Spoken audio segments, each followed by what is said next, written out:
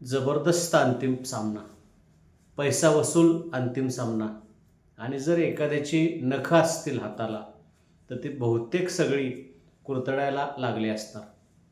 भारत पाकिस्तान सामना म्हटलं की नेहमी टेन्शन असतंच, आणि त्यातही अंतिम सामना आणि चषकाचा प्रश्न म्हटल्यावरती सगळ्या गोष्टी बाजूला राहतात आणि त्या दिवशीचा खेळ हा सगळ्यांच्या लक्षात राहतो. तिलक वर्मा देशाचा हिरो झाला.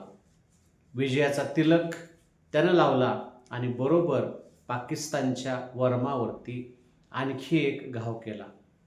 सामना सुरू झाला आणि आपण नाणेफेक जिंकली आणि गोलंदाजी घेण्याचा निर्णय झाला. याच्या पाठीमागं कारणं होती, कारण आपला भरवशाचा अष्टपैलू पांड्या आज दुखापतीमुळं बाहेर होता.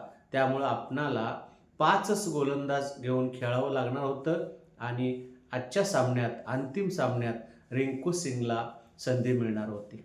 पाकनं जबरदस्त सुरुवात केली होती. फरहान आणि अख्तर यांनी अशा जोशात सुरुवात केली होती की ज्या वेळेला फलकावरती 100पेक्षा जास्त धावा लागल्या त्यावेळेला पाकिस्तान 180 ते 200 धावापर्यंत मजल मारतंय की काय अशी परिस्थिती होती. परंतु एक बाद 113 वरून सर्व बाद 146 हे कोसळणं फक्त पाक आणि पाकच करू शकतं. सुरुवातीला मार खाल्ल्यानंतर भारतीय फिरकीपटूंनी फास आवळला आणि मग वरुण आणि कुलदीपच्या जाळ्यामध्ये सगळे पाकचे फलंदाज सापडले. खरं तर कुलदीपनं पहिल्या 3 षटकामध्ये 29 धावांचा मार खाल्ला होता, पण त्यांचं 4थं षटक हे निर्णायक ठरलं आणि तिथंच पाकच्या मुसक्या आवळल्या गेल्या. या 4थ्या षटकात कुलदीपनं फक्त 1 धाव दिली. नुसती 1 धाव दिली नाही तर पाकचे 3 बळी घेतले आणि सामना तिथंच बऱ्यापैकी फिरला. ज्या वेळेला फलकावरती 146 धावा लागल्या आणि आपणाला 147 टार्गेट होतं त्याला कुणालाही वाटलं असेल की आपण सहज जिंकणार, पण खेळपट्टीचं स्वरूप बघता या धावा काढणं म्हणावं तितकं सोपं नव्हतं आणि शिवाय अंतिम सामन्याचा दबाव तो वेगळा असतोच.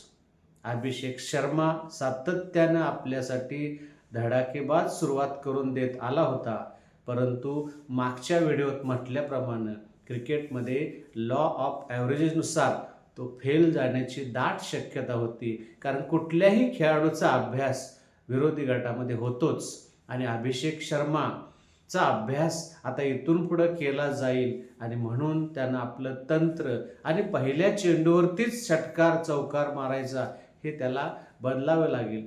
त्याची सुरुवातीची फलंदाजी बघितल्यावरती खरं तर आपणाला अशा प्रकारची सुरुवात आणि अशा प्रकारचं बेदरकार फटकं मारून पाकला सामन्यात परत येऊ देण्याची कुठलीच आवश्यकता नव्हती, पण बरोबर नको तेच सुरुवातीला घडलं आणि आपल्या पहिल्या 6 षटकामधली आपली अवस्था बघितली की बऱ्याच जणांचे रक्तदाब वाढले असणार, कारण आपली सुरुवातीची तिघं, मग त्यात अभिषेकाला नेहमीच भरवशाचा असणारा गिलही एक खराब फटका मारून गेला आणि पाकिस्तानच्या कर्णधाराप्रमाणे आपला कर्णधारसुद्धा या पूर्ण आशिया चषकामध्ये धावांच्या बाबतीत दुष्काळ अनुभवतोय.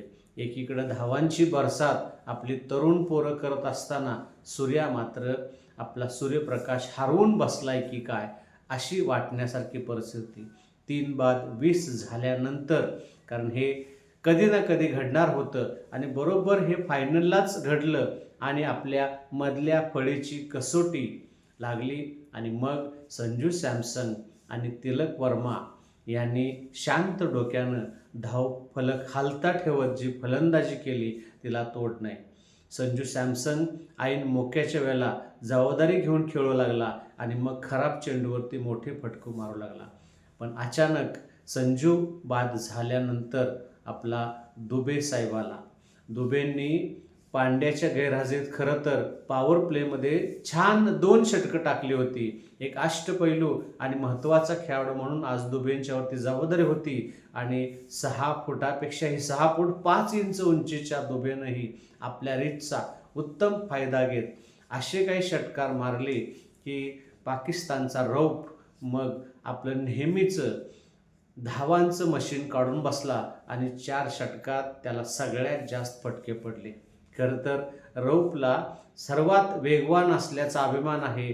अगोदर त्याच्या डोक्यातून विराटचा तो मेलबॉर्नवरचा षटकार गेला नसणार आणि त्या जखमांच्यावरती आज पुन्हा एकदा आपल्या तरुण पोरांनी मीठ चोळण्याचं काम केलं. तिलकनं ज्या जबाबदारीनं धावफलक खालता ठेवत आणि जिथं आवश्यक आहे तिथं उंच आणि उत्तुंग षटकार मारत ज्या तऱ्हेनं सामना फिरवला, त्या तऱ्हेनं सध्या बघितलं तर तिलक वर्माच आपल्या T20 प्रकारातला सध्याचा सर्वोत्तम फलंदाज वाटतोय. कारण तो निव्वळ मोठे फटकेच मारत नाही, तर जिथं आवश्यक आहे तिथं तो एकेरी दुहेरी धावाही घेतोय. खरं तर नको त्यावेळेला दुबे बाद झाला आणि मग पांड्याच्या जागी फक्त एक सामना आणि एकच चेंडू वाट्याला आला असा आपला रिंकू सिंग हा फलंदाजीला आला. एखाद्याचं नशीब काय असतं बघा, कायम नेहमी पाणी मैदानावर आणणं आणि खेळाडूंना निरोप पोहोचवण्याचं काम करणं एवढंच त्याच्या हातात असायचं. तो बेंचवरच असायचा, परंतु विजयाचा शेवटचा फटका मारण्याचं भाग्य नियतीनं त्याला दिलं आणि त्याच्या वाट्याला एकच चेंडू आला आणि त्यानं नेहमीच्या पद्धतीनं एका चेंडूतच ते काम पूर्ण केलं आणि मग ही तरुण पिढी जल्लोषात नाचू लागली आणि पुन्हा एकदा पाकिस्तानच्या चारी मुंड्या चित झाल्या. आशिया चषकातले सर्वच सामने जिंकत आपला संघ निर्विवादपणे बाकीच्यांच्यापेक्षा पुढे होता. परंतु अंतिम सामन्याचा जर विचार केला तर हा सामना म्हणावा तितका आपल्याला सोपा गेला नाही. मागच्या सामन्यात लंकेनं आपली घेतलेली परीक्षा एका अर्थानं उपयोगी आली आणि या परीक्षेत पुन्हा एक अवघड पेपर आपल्या वाट्याला आला. परंतु नेहमीचे आपले मेरिटचे विद्यार्थी पुन्हा एकदा चांगल्या प्रकारचा स्कोर करून गेले आणि याही परीक्षेत आपणाला यश आलं. एकंदरीत पाकनं कितीही टिवटिव केली आणि कुठल्याही गोष्टी केल्या तरी विजय आपल्याच वाट्याला येतोय ही गोष्ट चांगली आहे. पुन्हा एकदा भारतीय संघाचं, सर्व व्यवस्थापनाचं आणि सगळ्यांचं अभिनंदन करतो. आपण सर्वांनी मी नुकत्याच चालू केलेल्या या क्रिकेटवरच्या व्हिडिओना अतिशय चांगला प्रतिसाद दिला. इथून पुढेही क्रिकेट आणि बरेच काही अशा व्हिडिओना आपण प्रतिसाद द्याल. क्रिकेटबरोबरच इतरही गोष्टी चालू होतील. माझं चॅनल तुम्ही सबस्क्राईब कराल, लाईक कराल आणि शेअर कराल अशी अपेक्षा व्यक्त करतो आणि पुन्हा एकदा भारतीय संघाचं आणि संयमानं क्रिकेट अगदी 12-1 पर्यंत बघणाऱ्या आपल्या सगळ्यांचं कौतुक आणि अभिनंदन करून इथं मी थांबतो.